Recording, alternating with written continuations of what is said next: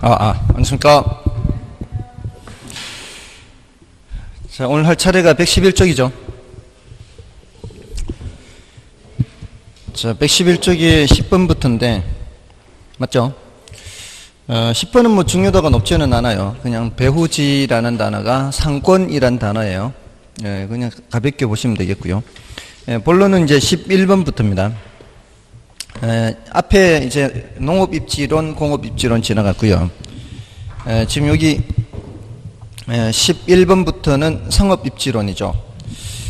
저희 상업입지론에서 체크해야 될 것은 크리스탈러의 이론이죠. 크리스탈러의 중심지 이론에서 뭐 중심지라는 단어, 배후지의 재화나 용력을 제공하는 것이 중심지죠. 그리고 중심지가 그 기능을 유지하기 위해서 달성해야 되는 최소한의 그 매상고 또는 그 범위, 최소 요구치 또는 최소 요구 범위, 그 다음에 재화의 도달 범위, 이런 용어들 이제 체크하면 되겠죠. 그리고 중심지가 성립하기 위해서는 최소 요구치보다는 재화의 도달 범위가 더 커야 되죠. 지금 따라오고 있죠. 머릿속으로 생각하고 있죠. 정신 바짝 차리십시오.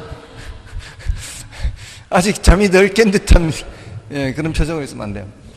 최소 요구치보다 재화의 도달 범위가 더 커야 중심지가 성립합니다. 그리고 중심지 계층성 있죠. 중심지 계층성. 저차 중심지, 중차 중심지, 고차 중심지 이런 것이 있죠. 뭐 이런 이제 여러 가지 내용들이 있습니다. 그리고 이제 그 레일리에서부터 중력 모형이라고 하죠. 레일리에서 컨버스, 그 다음에 허프까지 연결되는 중력 모형. 이제 레일리가 제일 먼저 주장했죠. 두 중심지 사이의 상거래 흡인력은 거리의 제곱에는 반비례하고 크기, 인구에는 비례한다. 이렇게. 이런 내용들이 있죠. 그리고 이걸 이제 좀 더 발전시킨 사람들이 컨버스나 허프죠. 허프는 두 중심지 사이의 장애 요인을 고려해서 여기 이제 허프한테 가면은 마찰 계수가 되죠. 그래서 이 숫자가 다른 숫자가 될 수도 있죠. 지금까지 한 번도 이 말고 다른 숫자를 출제한 적은 없는데 늘 조심은 해야 돼요. 아무튼 이렇게 마찰 계수, 그리고 두 중심지 사이에 소비자가 이쪽으로 갈 건지 저쪽으로 갈 건지 소비자 입장에서 미시적으로 분석했다면 레일리나 컨버스 이런 사람들은 거시적으로 봤죠. 중심지를 기준으로 봤죠. 중심지가 고객을 끌어당기느냐, 어디까지 끌어당기느냐, 이렇게 본 거는 거시적인 관점이고, 그 고객이 어느 쪽으로 갈 거냐 하는 것은 이제 미시적인 관점이죠. 그렇게 좀 달리 봤고요. 그리고 중심, 상권, 상점의 분류죠. 상점의 유형. 그래서 집집 국산 전선편, 이런 내용들이에요. 그러니까 상업입지가 앞에 농업입지나 공업입지보다는 내용이 좀 많은 거죠. 자, 그 중에 이제 11번부터 보시면은, 11번은 이제 레일리 이론이죠. 상업입지 이론에 대한 설명이다. 다음 중 옳은 것은 1번에 레일리의 법칙에 의하면 두 중심지 사이에 위치하는 소비자에 대하여 두 중심지가 미치는 영향력의 크기는 그 두 중심의 크기에 비례하여 배분된다. 이 크기에는 비례하죠. 이제 요 위에 요거하고 요거는 비례죠. 거리의 제곱에는 반비례하는 거죠. 근데 이거를 왜 크기에는 비례한다 요 말밖에 없고 거리의 제곱에 반비례한다는 말은 없어요. 그래서 틀린 거 아니에요. 이렇게 말하면 안 돼요. 그렇게 질문하는 사람도 있어요. 크기에 비례하느냐 안 하느냐 이것만 판단하면 되는 거죠. 거리의 제곱에는 반비례한다. 그 말이 없다고 해서 틀린 말이 아니라 그 말이 맞는지 안 맞는지만 맞으면 되는 거죠. 그 다음에 2번에 레일리의 소비인력 법칙에 의하면 규모가 다른 두 도시의 상권의 경계는 규모가 큰 도시에서 보다 가까이 형성될 것이다. 중심지 크기가 서로 다른 게 이렇게 있으면은 경계 지점이 있을 거 아니에요. 경계 지점이 한가운데서 어느 쪽에 있어요? 작은 쪽 가까이 있죠.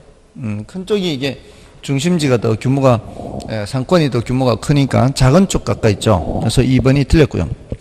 그다음에 레일리의 소매 인력 이론에 의하면 두 도시 간에 장애 요인이 있다고 하더라도 그 이론이 그대로 적용될 수 있다. 장애 요인이 있으면 그대로 적용될 수가 없죠. 이거는 지금 장애 요인이 없는 걸 전제로 하는 건데, 장애 요인이 있으면은 제곱이 아니라 다른 게 되는 거죠. 그대로 적용될 수가 없어요. 그다음에 레일리의 소매 인력 법칙에서는 시간 거리 개념을 도입하였으나 허프는 소매적 이론에서 물리적 거리 개념을 도입하였다. 물리적 거리가 레일리죠. 허프는 마찰 계수라는 말 또는 뭘 써요? 시간 거리라는 말도 쓸 수가 있어요. 이 마찰 계수 또는 시간 거리 이런 표현이 장애 요인을 고려한 표현이죠. 장애 요인이 있으면 그렇게 된다는 겁니다. 그다음에 레일리는 점포의 거래권에 영향을 주는 것은 근본적으로 소비자의 행동으로 봐 미시적 분석을 하였다면, 자, 이것도 반대로 돼 있죠. 허프가 미시적 분석을 한 것이고 레일리는 거시적 분석을 한 거죠. 그래서 지금 2, 3, 4, 5번은 다 틀렸고요. 1번이 이제 옳은 표현이 되겠습니다. 자, 이게 레일리와 이제 허프를 조금 비교하면서 이제 얘기한 거고요. 그다음에 12번도 보겠습니다. 12번에 레일리의 소매인력 법칙에 의할 경우 상권의 크기를 보여주는 다음 그림과 관련하여 옳은 것은 1번에 상권의 경계로부터의 상거래 흡인력은 거리의 반비례하고 크기의 제곱에 비례한다. 자, 요거 이렇게 하면 안 되죠. 거리의 제곱에 반비례하고 크기에 비례한다. 이렇게 얘기를 해야 되죠. 그러니까 요 문장을 요 이제 수식을 문장으로 표현할 때 분모 분자를 제대로 표현하느냐 아니면은 제곱을 제대로 표현하느냐, 거기에 따라 이제 판단을 해야 되는 거죠. 그래서 1번 틀렸고요. 다음에 두 도시의 상권의 경계는 A 도시로부터 B 도시까지 1대9 지점에서 형성될 것이다. 상거래 흡인이 여기가 지금 10이잖아요. 여기가 90이죠. 크기가 1대9잖아요. 1대9. 1대9면은 크기가 1대9면은 거리 B도 1대9냐 이 말이에요. 지금 거기는 그 10만 90만 이렇게 돼 있는데 밑에 상거래 상권의 경계는 A 도시로부터 B 도시까지 1대9 이렇게 돼 있잖아요. 크기가 1대9면은 거리는 1대9가 아니죠. 이게 거리는 제곱을 해야 되기 때문에 거리를 제곱을 해서 1이 되고 거리를 제곱을 해서 9가 돼야 되죠. 그래야 크기가 똑같단 말이에요. 경계 지점이 나온단 말이에요. 제곱에서 1이 되고 제곱에서 9가 되는 숫자는 이쪽은 1이고 이쪽은 3이죠. 그러니까 거리는 1대3이 돼야 돼요. 거리는. 그죠? 요 속에 있는 걸 알아야 되거든요. 우리는. 그죠? 지금 1대9는 위에 분자잖아요. 이건 분자고 분모는 거리란 말이에요. 거리를 제곱해야 된단 말이에요.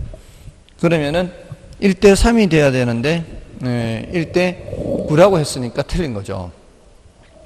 아시겠죠? 그게요, 이 오른쪽에 13번에 컨버스의 분기점 모형도 이렇게 푸는 거예요. 오른쪽 페이지, 이거 나온 김에 오른쪽 페이지에 13번 볼까요?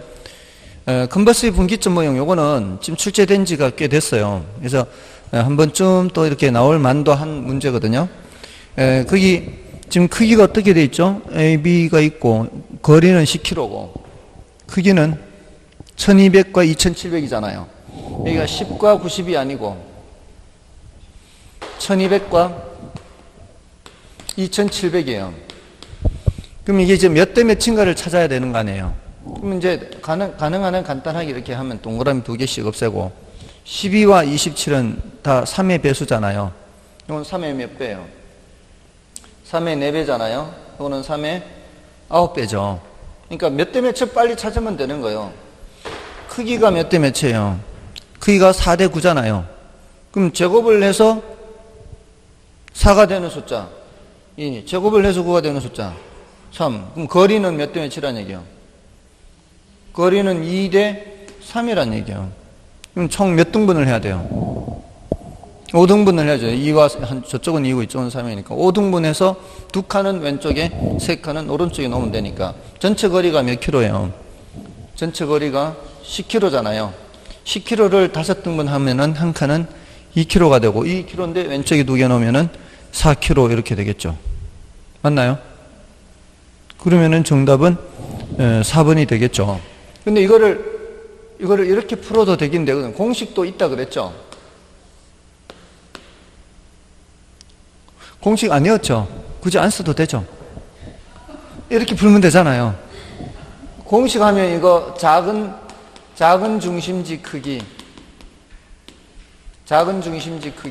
분자에는 큰 중심지 크기, 여기는 전체 거리, 이렇게 하면 나와요. 이러면 작은 중심지에서부터의 거리가 나와요. 작은 중심지가 이렇게 분모로 들어가면은. 이렇게 혹시 이렇게가 어려우신 분들은 이렇게 하시면 돼요. 왜냐하면 모든 사람이 다 이렇게 푸는 게 쉬운 게 아니거든요. 그래서 어떤 분은 이게 더 쉽다라고 하더라고요. 그래서 그런 분을 위해서 일단 공식을 외우신 후에 이렇게 하면 돼요. 작은 중심지 크기가 몇이에요? 여기가 2700이죠. 전체 거리는 10이죠. 그럼 자, 여기에 약분되죠. 어차피 이게 여기서 약분했는 것처럼. 그럼 요거 3으로 약분하면 4분의 9잖아요. 그럼 루트를 씌워서 4분의 9니까 2분의 3이에요. 2분의 3을 제곱하면은 4분의 9잖아요. 루트가 벗겨지는 거예요. 그럼 1 플러스 2분의 3분의 10 이렇게 되죠. 근데 앞에 이제 통분을 해야 되죠. 이건 2분의 2지요. 2분의 2 더하기 2분의 3이니까 2분의 5가 되고 분자는 10이죠. 그럼 자, 요거 1분의 10이니까 네모 외자 이렇게 하죠. 그럼 5분의 20 하니까 4 나오죠. 이게 쉬우신 분들은 이렇게 하세요. 뭐 상관이 없으니까. 됐나요? 근데 실제로 이게 더 쉽다는 분이 계셨어요. 자기는 이게 훨씬 쉽대. 이렇게 하면은 헷갈린대, 자기는. 그러니까 사람마다 그건 좀 다른 거죠. 저는 수학 문제를 쉽다고 생각하는데 여러분들은 어렵다고 생각하는 거하고 비슷한 거죠. 사람마다 그건 다 다를 수 있어요. 자, 아무튼 12번에 그래서 2번이 틀렸고요. 2번이 틀렸고 1번도 틀렸었죠. 그 다음에 3번에 레일리 이론으로 상권의 경계를 파악하기 곤란하다. 레일리 이론으로 파악할 수 있죠. 꼭 컨버스의 분기점 모형 안 가도 돼요. 컨버스의 분기점 모형 안 가도 여기서도 경계 파악할 수 있죠. 이거는 그 컨버스의 공식으로 푸는 거 아니에요. 그 다음에 레일리의 소매인력 이론은 확률론적 관점의 입장이다. 자, 이게 틀렸죠. 확률론적 관점의 입장에 있는 것은 누구예요? 허프죠, 허프. 그 다음에 5번이 맞는 거죠. 레일리의 소매인력 법칙은 허프에 이르러 소매 상권 이론으로 발전했습니다. 자, 이렇게 이제 계산 문제도 좀 풀어봤고요. 자, 이제 넘어가서 114쪽에 14번인데요. 요거는 뭐 여러분이 좀 봐주셔도 되고요. 이런 문제는 이제 15번 문제를 보겠습니다. 15번 문제는 이제 이 계산 유형이 이렇게 두 가지 형태예요. 하나는 컨버스의 분기점 모형, 요 경계를 묻는 문제가 있고요. 하나는 이제 15번과 같은 그런 유형이에요.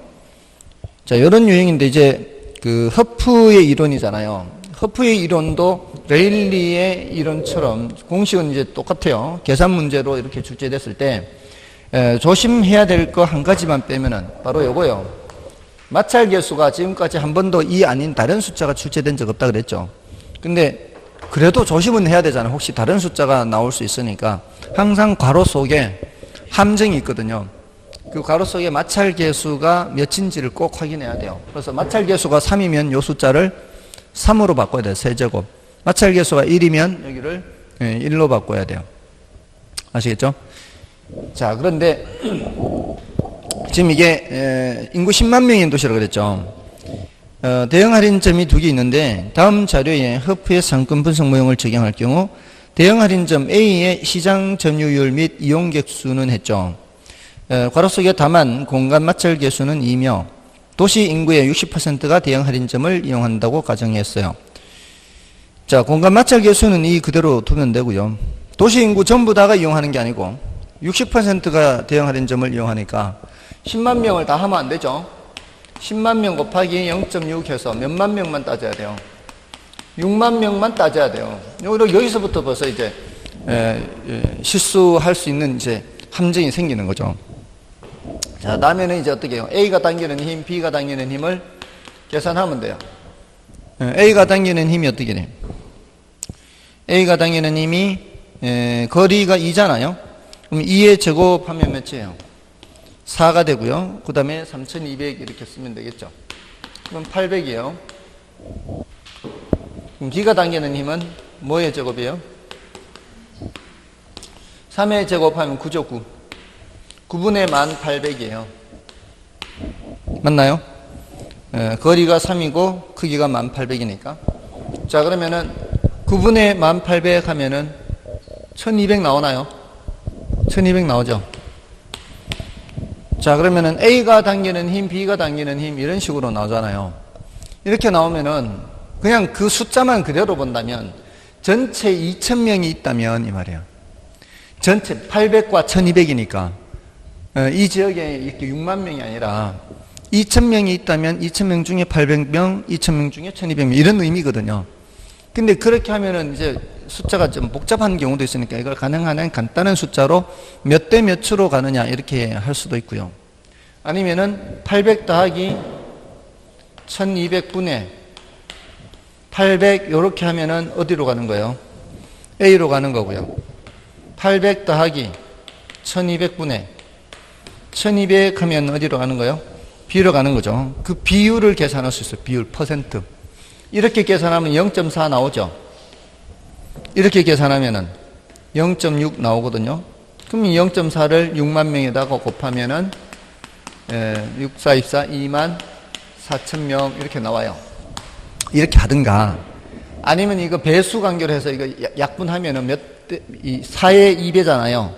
4의 3배죠. 그럼 2대 3이다. 2대 3은 몇 대 몇이다? 4대 6이다. 이렇게 간단하게 할 수도 있어요. 우리 시험에서는 거의 대부분 굳이 이렇게 하지 않고요. 몇 대 몇으로 거의 다 해결됐어요. 거의 다. 이것만 빨리 찾으면 금방 찾아요. 암산으로 거의 돼요. 2대 3, 4대 6. 40%, 60%. 그럼 40%니까 24,000명. 됐나요? 이게 금방 안 되면 이렇게 하면 돼요.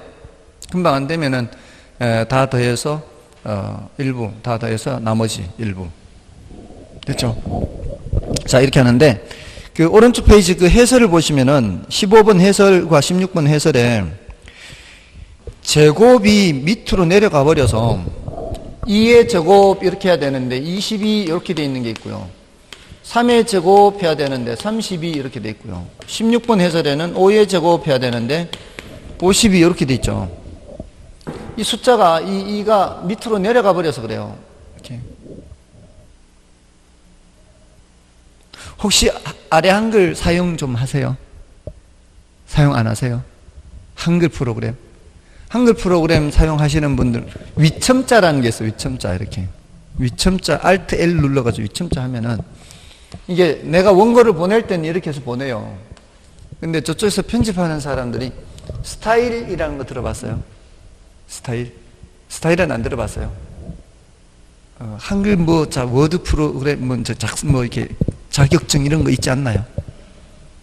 그런 거 안 따봤어요? 있는데 몰라요? 그런 건 안 하나? 그 스타일이라는 게 뭔가 하면은 우리 왜 그 한글 문서 작업할 때 새 문서 해가지고 이렇게 워드 작업을 하면은 글자체가 똑같이 내려가잖아요. 예를 들어 뭐 숙제 또는 보고서 이렇게 하면은 그거는 글자를 가운데 놓고 크기를 바꾸고 뭐 이렇게 해야 이게 보고서 크게 해서 이렇게 작업을 해야 되잖아요. 근데 그런 거를 미리 지정을 해놔요. 타이틀이라는 스타일, 본문, 그다음에 제목 이렇게 미리 꾸며놔요. 글자 이제 보고서 하면 타이틀 스타일 하면은 글자가 글자체는 무슨 체, 크기는 무슨 얼마 크기, 진하기는 어떻게, 뭐 이렇게 다 이렇게 지정이 돼요. 그다음에 여기 우리 문제도 문제 번호가 있고 문제가 있고 그 지문이 있잖아요. 문제와 지문의 글자 스타일이 다르죠. 이런 걸 미리 지정을 해 놓는 거예요. 그러면 그 키를 딱 누르기만 하면은 바로 이렇게 글자체가 바뀌어 버려요. 아주 쉽게 하는 건데 내가 보낸 원고를 스타일에 집어넣어 버리면 이렇게 돼요. 이게 문제 이게 아주 골치 아파요. 나는 제곱으로 해서 보냈는데 스타일에 집어넣어 버리면 이렇게 돼서 이런 게 조금 문제가 돼요. 아무튼 혹시라도 앞으로 이런 게 보이더라도 그거는 제곱이다. 20이 이런 게 아니고 제곱이다는 거 제곱. 됐죠? 혹시 앞으로 보이더라도 16번은 여러분들이 연습해 보시면 되겠고요. 16번은 연습해 보세요. 근데 이게 지금까지 거의 15번이나 16번처럼 출제가 됐거든요. 거의 대부분이. 그러니까 요거보다 더 이렇게 출제되진 않았는데 122쪽에 가시면은 27번을 보세요. 자, 이게 2년 전에 이게 가장 이제 어렵게 나온 거예요. 근데 가장 어렵게 나왔는데 그 당시에는 사람들이 이걸 풀는 사람들이 많지 않을 수 있어요. 왜냐하면은 처음 보는 유형이 나와 버렸거든요. 지금까지는 2개만 했어요. 이렇게 2개만. 근데 그 27번은 할인점이 3개예요. 3개. 1개 더 있죠. 거기에다가 지금까지는 이거 물었단 말이에요. A 점포의 점유율 묻거나 또는 이용객수 이렇게 물었거든. 근데 거기는 뭘 묻고 있어요? A를 방문할 확률만 구한 게 아니고 월 추정 매출액도 물었죠. 월 추정 매출액을 물었어요. 보통은 이제 뭐 몇 명이 이용할 거냐, 점유율은 몇 프로고 몇 명이 이용할까 이런 식인데 여기에다가 이제 월 추정 매출액까지 물었단 말이에요.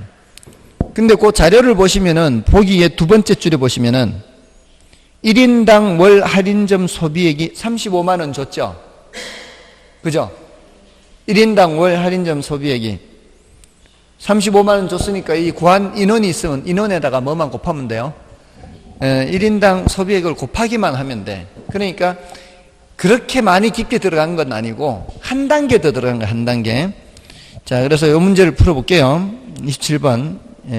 실제 그렇게 어렵지 않다라는 것을 말씀드리는 거예요. 일단 그 X지역의 현재 주민이 4,000명이고 1인당 월 할인점이 할인점 소비액이 35만 원이고 공간 마찰 개수는 2예요. 여기도 지금 2죠. 2. 그 다음에 X지역의 주민은 모두 구매자예요. 4,000명이 다 구매자인데 A, B, C 할인점에서만 구매를 해요. 그리고 이제 할인점 A, B, C의 면적이나 거리가 있죠. 그럼 그 4,000명 중에 A를 이용할 사람들이 몇 명인지를 먼저 알아야 될 거 아니에요. 그러려면 마찬가지 A가 당기는 힘, B가 당기는 힘, C가 당기는 힘 이걸 계산을 해야 된단 말이에요. 그럼 A가 당기는 힘은 거리가 몇이에요? 거리가 오니까 이 제곱을 하면은 25분의 500인가요? 그럼 몇이에요? 20이죠, 20. 20이에요. B가 당기는 힘 몇이죠? 10의 제곱 분의 300인가요? 그러면 3. C가 당기는 힘은 15의 제곱이니까 15의 제곱은 225죠. 225에 450이니까 2죠. 자, 이렇게 세 개가 당기는 힘이 어떻게 나왔어요, 지금? 하나는 20, 하나는 3, 하나는 2. 그럼 전체 당기는 힘이 뭔지 알아야죠. 전체 당기는 힘이 몇이에요?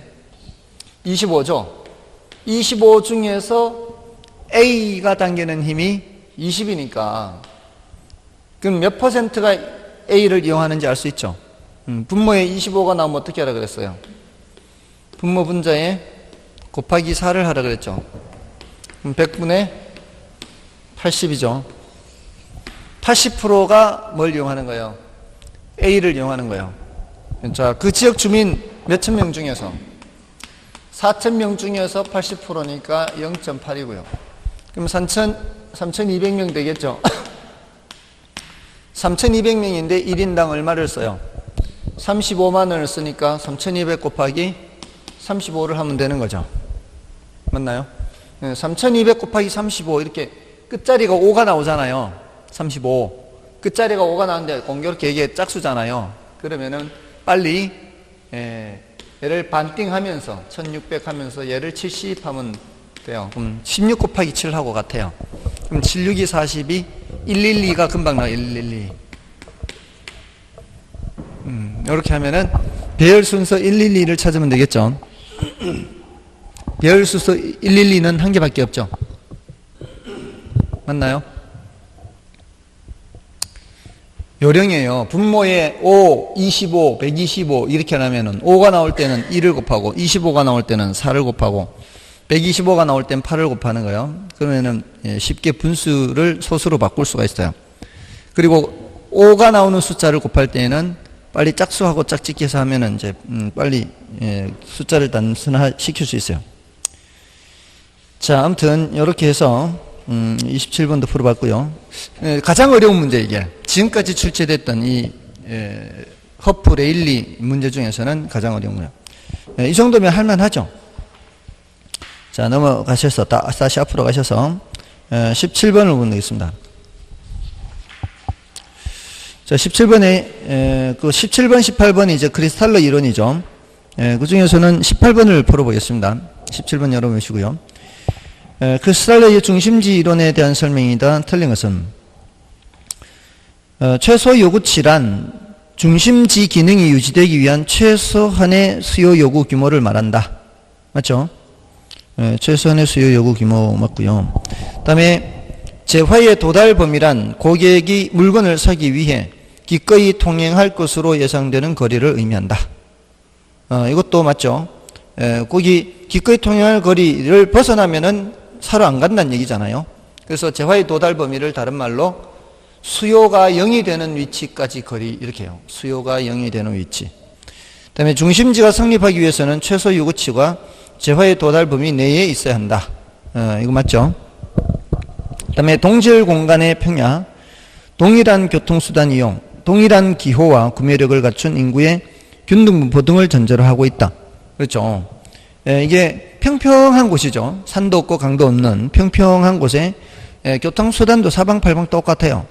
그리고 똑같은 사람이 일정한 간격으로 분포되어 있죠. 그러니까 사람의 개성은 없어요. 거시적 분석의 특징이 그거예요. 이거 크리스탈러도 거시적 분석이에요. 위에서 중심지를 내려다보는 거예요. 그런 상황에서 중심지가 상권을 넓혀갈 때 처음에는 원형으로 넓혀가죠. 원형으로 넓혀가다가 경쟁 점포를 만나게 되면은 경쟁이 치열해지면서 정육각형이 되는 거잖아요. 그래서 가장 이상적인 형태가 이제 육각형이 되는 것은 중심지가 한 개가 아니고 몇 개일 때, 여러 개일 때는 그렇게 되지만 지금 여기는 5번은 단일 중심지라고 되어 있잖아요. 단일 중심지에서는 원형이죠, 원형.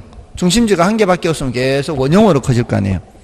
그래서 5번은 틀렸고요. 나머지는 다 맞고요. 다음에 19번은 난이도가 조금은 높아요. 이제 난이도가 좀 높은데 한 번 정도 이렇게 설명 듣는다 생각하십시오. 1번의 크리스탈러의 중심지 이론은 유사한 상품을 취급하는 점포들이 서로 도심에 인접해 있는 경우를 잘 설명해 준다. 조금 전에 위에 18번의 5번 지문을 보시면은 중심지가 여러 개인 경우가 대부분이잖아요. 중심지가 한 개밖에 없는 게 아니라 중심지가 여러 개인 경우에는 서로 경쟁하는 과정에서 상권을 어떻게 해요? 상권을 서로 나누어 갖는 거잖아요. 상권을 이렇게 나누어 가죠. 이 하나의 상권이고 하나의 상권이. 어떤 점포가 있으면은 이 점포는 요걸 상권으로 하고 있어요. 어떤 점포는 요걸 상권으로 하고 있고 어떤 점포는 요걸 상권으로 하고 있단 말이에요. 그러면 그 점포들이 일정한 간격으로 떨어져 있어요? 한데 모여 있어요? 일정한 간격으로 지금 점포들이 떨어져 있잖아요. 이게 자신의 상권, 이건 상대방의 상권, 이것도 상대방의 상권. 점포들이 일정한 간격으로 있죠, 이렇게. 이거는 무슨 분포예요? 산재성 점포죠, 산재성. 일정한 간격으로 분포되어 있는 거는. 그래서 인접해 있는 거를 설명해 주기는 곤란하죠. 그래서 1번 틀렸고요. 다음에 컨버스의 분기점 모형은 다수 중심지가 존재하는 도시 지역의 경우 각 점포의 유인력을 산정하는 방법을 제시한다. 다수 점포의 경우는 누가 얘기한 거예요? 허프예요, 허프. 이 허프는 중심지가 여러 개인 경우에도 했단 말이에요. 왜냐하면 사람이 있으면 이 사람이 이쪽으로 갈까 저쪽으로 갈까 이게 아무리 점포가 늘어나도 다 적용할 수가 있어요. 근데 컨버스나 레일리는 몇 개의 중심지예요? 2개 중심지. 이것도 뭐 2개 중심지를 전제로 하죠. 큰 중심지, 작은 중심지 이렇게 해서 그러니까 레일리나 컨버스는 중심지 두 개에 대해서 적용하는데 허프는 다수 중심지에 대해서도 적용할 수가 있어요. 지금 이게 아까 ABC 했는 게 누구 얘기예요? ABC 했는 거 저거 허프 얘기예요. 허프. 허프는 저렇게 다수 중심지도 적용을 하는 거예요. 다음에 중력 모형은 중심지 간 상호작용보다 중심지 형성 과정에 초점을 두고 있다. 상호작용이 뭔지 아시죠? 상호작용이라는 게 뭐예요? 여러분들. 상호작용이라는 게 밀당하는 거 아니에요? 밀당이 상호작용이잖아요. 근데 이게 중력 모형이라는 게 뭐예요, 이거? 중력 모형이라는 게 밀당 아닌가요? 세상 만물은 당기는 힘이 있다는 거 아니에요? 그죠? 여러분들은 세상 만물이 당기는 힘이 있다는 거를 어떻게 알았을까요? 그 사람들이. 뉴턴이 어떻게 알았을까요? 세상 만물은 당기는 힘이 있다는 걸. 정말 제가 생각하기에는 정말 대단한 사람인 것 같아요. 저는 50이 다 돼서야 그게 이해가 됐는데 그 사람들은 아주 젊은 나이에 아는 거 아니에요. 여러분들 그 어릴 때 그런 거 실험 안 했나요? 돌을 매달아 가지고 뺑글뺑글 돌리는 거 운동장에서 돌을 실에 매달아 가지고 뺑글뺑글 돌리잖아요. 뺑글뺑글 돌리면은 이게 계속 원운동을 하잖아요. 이렇게 돌리는 동안은 바깥으로 튀어나가는 힘을 원심력이라 하고 안으로 끌어당기는 힘을 구심력이라고 하는데 안으로 끌어당기는 힘이 더 세면은 안으로 끌려오겠죠, 돌이. 근데 계속 도는 거는 뭐예요? 끌려오는 힘이나 바깥으로 나가려는 힘이나 똑같으니까 계속 유지가 되는 거 아니에요? 그러다가 실을 탁 놔버리면 어떻게 해요? 돌이 튀어나가죠. 그 튀어나가는 게 이제 당기는 힘은 없어지고 원심력만 남아있으니까 튀어나가 버리는 거 아니에요? 맞잖아요. 그러니까 도는 물체는 말이에요. 도는 물체는 원심력이 있다는 거예요. 근데 실의 힘으로 잡아당기고 있으니까 바깥으로 안 나가다가 실을 딱 놓으니까 그 원심력에 의해서 튀어나가는 거죠. 근데 옛날부터 태양이 도느냐 지구가 도느냐 이런 말 했었잖아요. 그러다가 뭐 갈릴레이가 뭐 지동설 주장해서 뭐 지구가 돈다 이렇게 해가지고 그냥 뭐 종교 재판 받고 뭐 그런 얘기 나오잖아요. 근데 지구가 돌면 태양 주위를 돌잖아요. 도는 물체는 뭐가 있어요? 원심력 있잖아요. 근데 지구하고 태양 사이에는 줄이 달려 있어요, 없어요? 지구하고 태양 사이에는 줄이 달려 있지 않잖아요. 달려 있지도 않은데 지구가 튀어나가지 않고 뱅글뱅글 도는 거는 태양이 지구를 당기고 있는 힘이 있다는 거죠. 그러지 않고서는 이게 도는 거를 계속 유지할 수 없잖아요. 뭐가 있다는 거예요? 태양이 지구를 당기는 힘이 있다는 거죠. 이게 우리 눈에는 보이지 않지만 그것 때문에 계속 태양 주위를 돈다는 거 아니에요. 그럴듯하죠. 그러니까 정말 대단한 거죠. 저는 50 다 돼가지고 알았는데 그 뉴턴은 20대 때 알았겠죠. 근데 이제 어떤 프로그램에서 그게 좀 과장됐다는 그런 말도 있더라고요. 뉴턴의 제자들이 기여한 공도 큰데 제자들이 뉴턴을 좀 띄워주기 위해서, 스승을 띄워주기 위해서 그렇게 했다는 말도 있기는 한데요. 아무튼 그것도 그렇죠. 밀물 썰물 나타나는 것도 그것 때문이잖아요. 밀물 썰물 나타나는 것도 달과 지구가 서로 당기는 힘 때문에. 자, 이게 뭐예요? 밀당, 상호 작용이에요. 밀당. 그러니까 상호 작용은 중력 모형이라고. 밀당하는 거는 중력 모형이라고.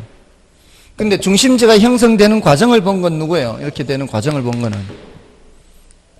이게 중심지가 형성되는 과정을 봤잖아요. 처음에는 원형으로 이렇게 커가다가 서로 부딪히잖아, 이렇게. 부딪히면서 상대방 영역을 침범하면서 이렇게 나눠 갖는 거 아니에요, 이렇게. 이렇게 중심지가 형성되는 과정은 누가 봤어요? 크리스탈러. 그러니까 중심지 형성 과정은 누가 봤고? 크리스탈러가 봤고, 중심지 상호작용은 레일리나 컨버스프 중력 모형이란 말이에요. 됐나요? 그러니까 3번이 바뀌어 있죠, 지금. 그죠? 난이도가 좀 높죠. 높은데 다 출제가 됐던 것들이에요, 근데. 난이도 높은데 출제됐던 것들입니다. 다음에 4번 CST 들어보셨어요? 안 들어봤으면 패스. 5번은 허프의 확률 모형으로 한 지역에서 각 상점의 시장 점유율을 추산하는 것은 곤란하다.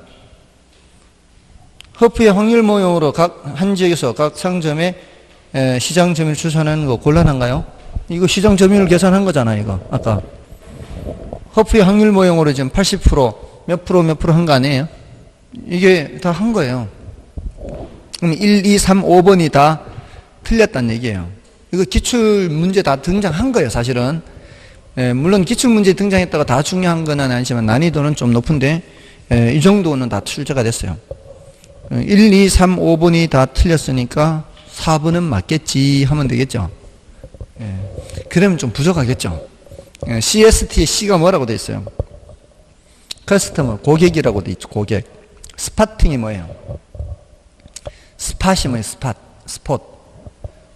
우리 스포트라이트 하잖아요. 이게 스폿이 점이에요, 점. 스포팅 하면은 점찍기예요, 점찍기. 테크닉이 뭐예요, 테크닉.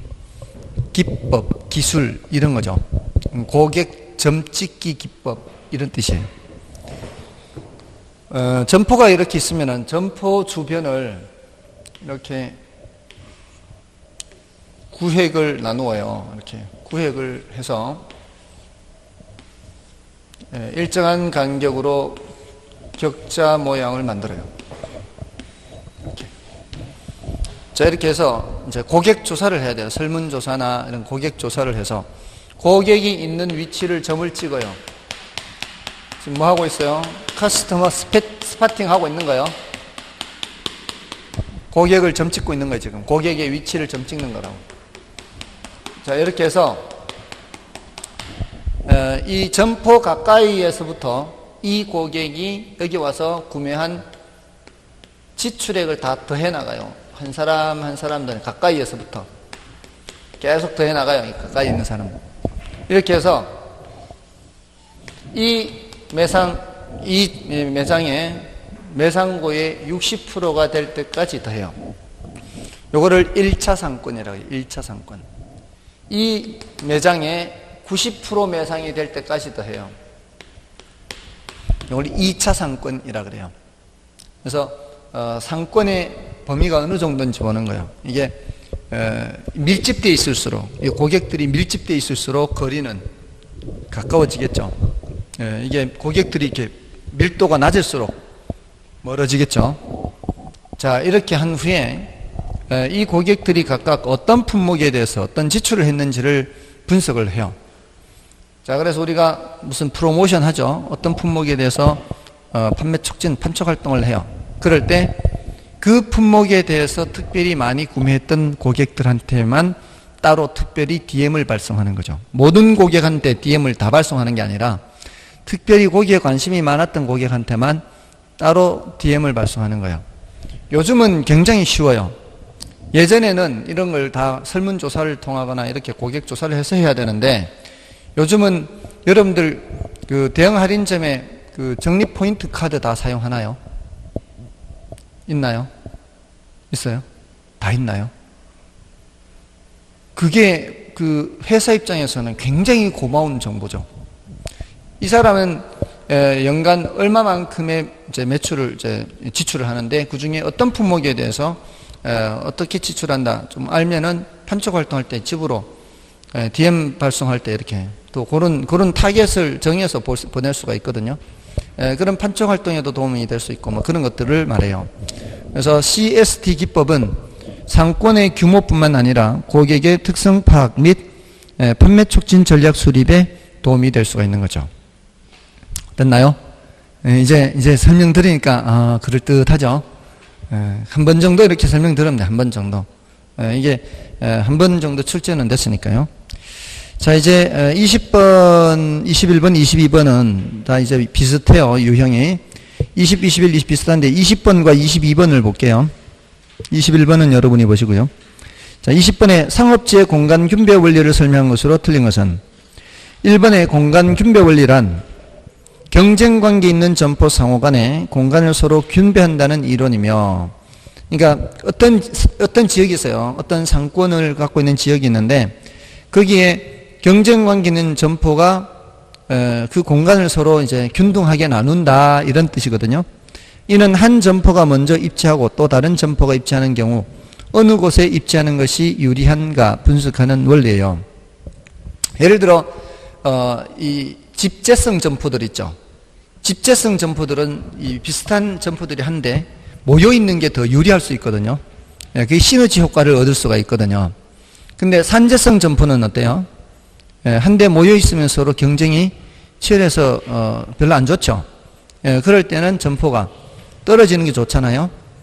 그런 것이 다 이 공간 균배 원리에서 나온 거예요. 그러니까 우리 집국산 전선편 하죠.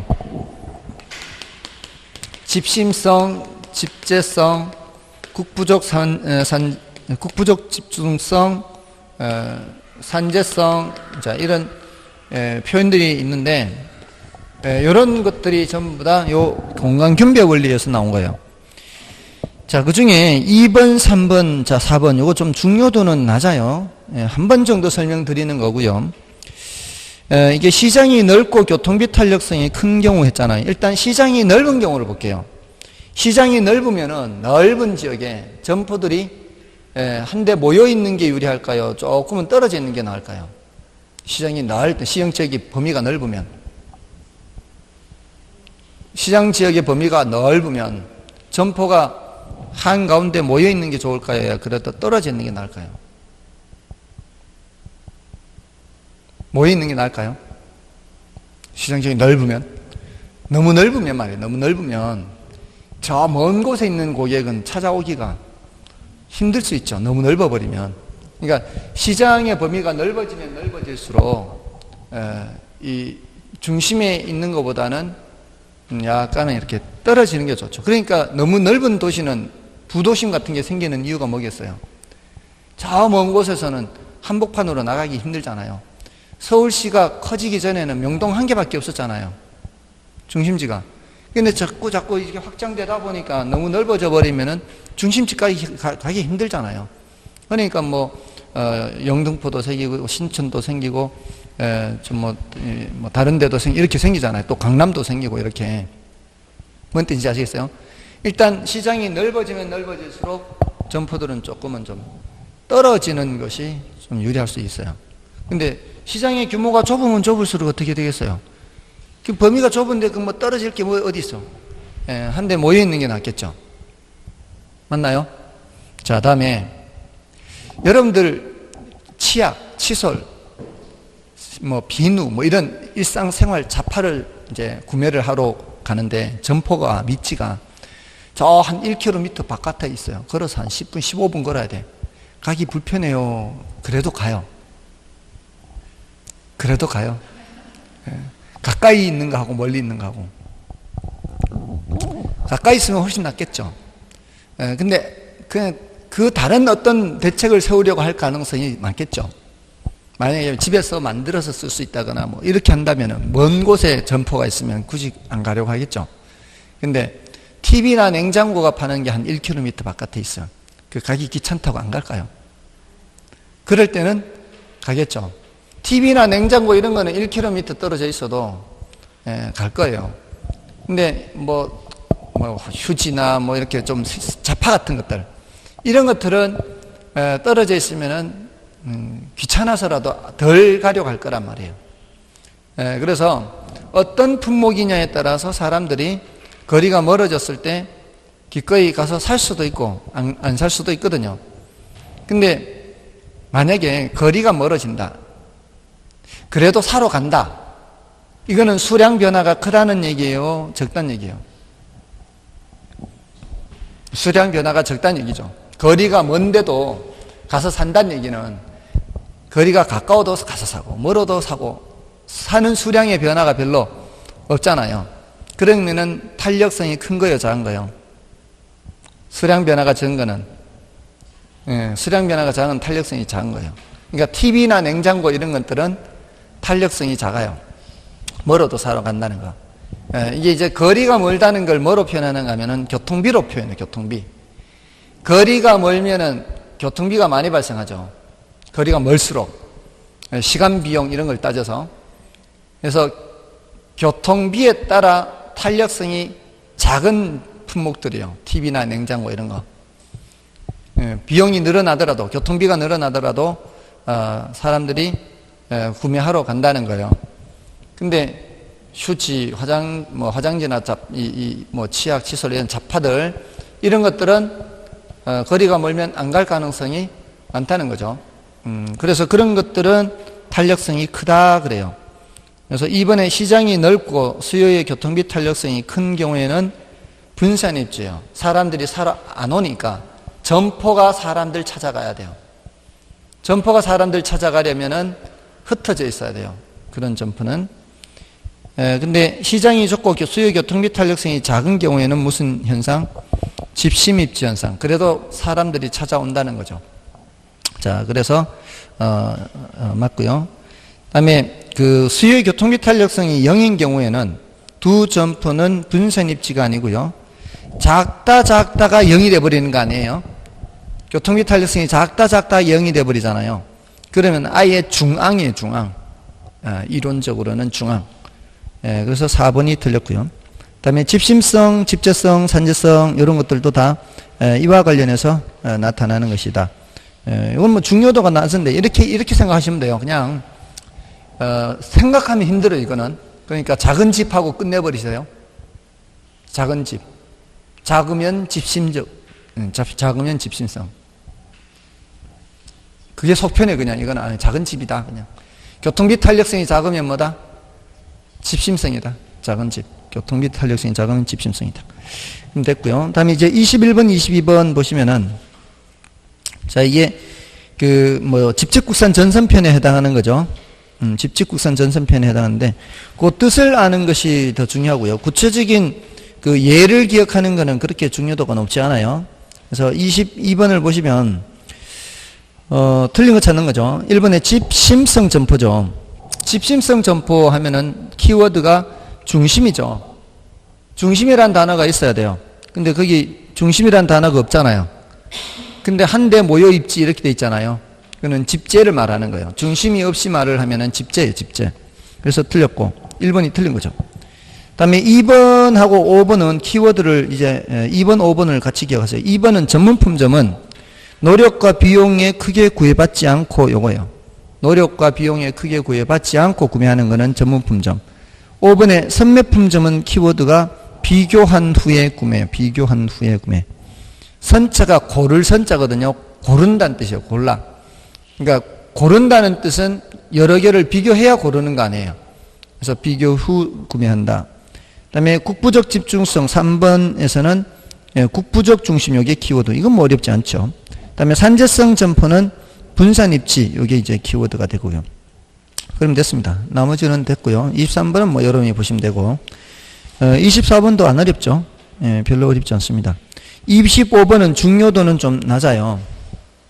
중요도가 낮고 난이도가 좀 높은 편이어서 이거는 뭐 그렇게 신경 쓰진 않아도 되는데 다만 이제 정답 지문만 좀 설명드릴게요. 25번에 4번 지문이 정답인데요.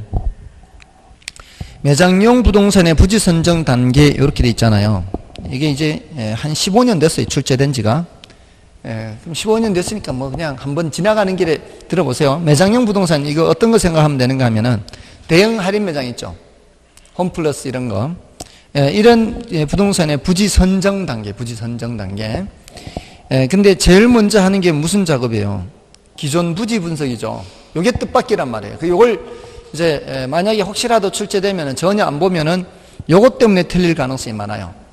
왜 기존 부지 분석이 제일 먼저 들어가는가 하면은 예를 들어서 이마트에서 세종시에 이제 혹시라도 이제 부지를 선정을 하겠다, 한번 알아보겠다 이러면은 뭘 먼저 파악을 해야 되는가 하면은 이미 기존에 이마트 운영하는 데 있을 거 아니에요.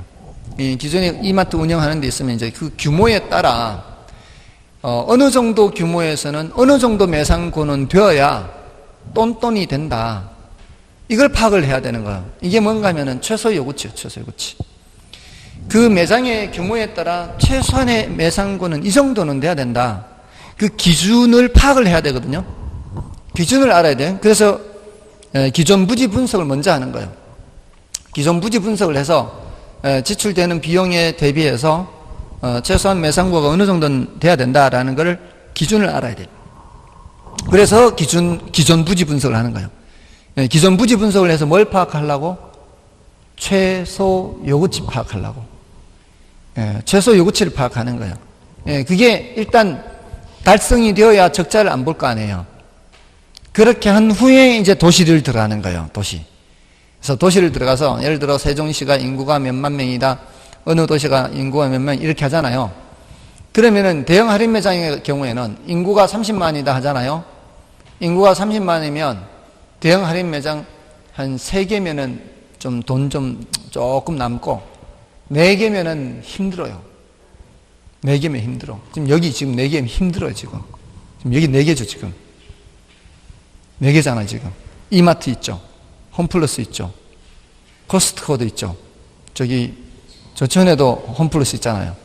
이 팍팍해요. 30만에 4개면 팍팍해요. 그러니까 이제 앞으로를 보고 들어온 거겠죠, 사실은. 앞으로를 보고 들어온 거겠지만, 앞으로 들어오면은 어디 또 생겨야 돼요. 저쪽에 또 생겨야 돼요. 사생활권이나 저쪽에 또 생겨야 될 거 아니에요. 빡빡해요. 사실은 굉장히 빡빡한 상황에서 지금 운영하고 있는 거예요. 자, 그러면 도시 분석을 할 때 어느 정도 여유가 있는 곳을 가야 될 거 아니에요. 지금 이런 곳은 우리 순순에 계산하면은 순영가가 마이너스가 될 가능성이 많죠. 그런 도시는 빼야 되겠죠. 순영가가 어떻게 되는 도시를 선정해야 돼요? 순영가가 0보다 큰 도시를 선정을 해야 돼요. 그 다음에는 도시를 선정을 했으면은 도시 내에서도 지역에 따라 다를 수 있죠. 어떤 지역이냐? 그거 분석하는 게 근린 분석이에요. 그 다음에 이제 대상 근린 선정을 하고, 그 다음에 그 안에 부지를 선정하고. 그 다음부터는 안 어려워요. 그 다음부터는 안 어려운데, 그 기존 부지 분석, 그게 제일 이제 난이도가 높아요. 혹시라도 언급이 됐을 때. 이건 이제 이 정도로만 하고 지나가고요. 그 다음에 아까 26 기출문제에서는 27번은 풀어드렸고요. 나머지는 여러분 보시고 29번만 하고 좀 쉬겠습니다. 29번에 배버의 공업입지론에 관한 설명으로 틀린 것은 하고 있죠. 자, 그래서 1번 생산자는 합리적 경제인이라고 가정한다. 경제분석에서는 늘 사람은 합리적이라고 가정하죠. 그리고 최소 비용으로 제품을 생산할 수 있는 곳을 기업의 최적 입지점으로 본다. 맞죠? 최소 비용 이론 이렇게 얘기하잖아요. 그 다음에 기업의 입지 요인으로 수송비, 인건비, 집적 이익을 제시하였다. 그렇죠? 이 세 가지 중에서도 뭘 제일 강조했어요? 수송비를 제일 강조했죠. 그래서 원료 수송비, 제품 수송비에서 수송비를 제일 강조했고요. 그 다음에 기업은 수송비, 인건비, 집적 이익 순으로 각 요인이 최소가 되는 지점에 입지한다. 집적 이익은 클수록 좋은 거예요. 수송비, 인건비는 작을수록 좋지만 집적 이익은 클수록 좋죠. 그래서 그 세 번째 집적 이익 그것 때문에 틀렸어요. 정답은 4번이고요. 그 다음에 등비용선은 뭔가 하면은 등비용선은 최소 수송비 지점으로부터 기업이 입지를 바꿀 경우 이에 따른 추가적인 수송비 부담액이 동일한 지점을 연결한 곡선을 의미한다. 등비용선은 이거죠. 일단 그 배번은 최소 수송비 지점을 먼저 찾잖아요. 수송비를 제일 강조해서 최소 수송비 지점을 찾은 후에 요 위치를 벗어나면 수송비가 어떻게 해요? 더 많이 발생하겠죠. 이쪽으로 벗어나도 수송비가 더 많이 발생하겠죠. 제일 적게 드는 곳을 벗어나면은 수송비가 더 많이 발생할 거 아니에요. 근데 여기 벗어나든 여기 벗어나든 여기 벗어나든 똑같이 10원만큼 수송비가 더 늘어난다면 요 점들을 연결하면 이게 뭐예요? 등비용선이 되는 거예요. 10원만큼 비용이 더 발생하는 선, 20원만큼 비용이 더 발생하는 선, 30원만큼 비용이 더 발생하는 선, 이런 등비용선을 그린다고 했죠. 혹시 이렇게 그린 거 기억나시나요? 그래서 여기 뭘 찾으려고 하는 거예요? 어떤 다른 도시가 있으면 이 도시로 위치를 옮기게 되면은 비용이 더 많이 발생한다 그랬죠. 네, 비용이 더 많이 발생하는 대신에 무슨 비용이? 수송비가 더 많이 발생하는 대신에 인건비를 더 많이 줄일 수 있다면 그러면 이쪽으로 공장의 위치를 옮기는 게 나을 수도 있죠. 이럴 때는 무슨 지향 입지라고 했어요? 노동지향 입지 이렇게 했단 말이에요. 이런 걸 찾기 위해서 한 거예요. 이런 걸 찾기 위해서. 수송비 관점에서만 보는 게 아니라 다른 관점에서도 보기 위해서 이렇게 등비용선을 그렸던 겁니다. 자, 아무튼 이런 내용들이고요. 정답은 4번이죠. 뒤에 이제 지대론 공간 구조론은 좀 쉬고 하겠습니다.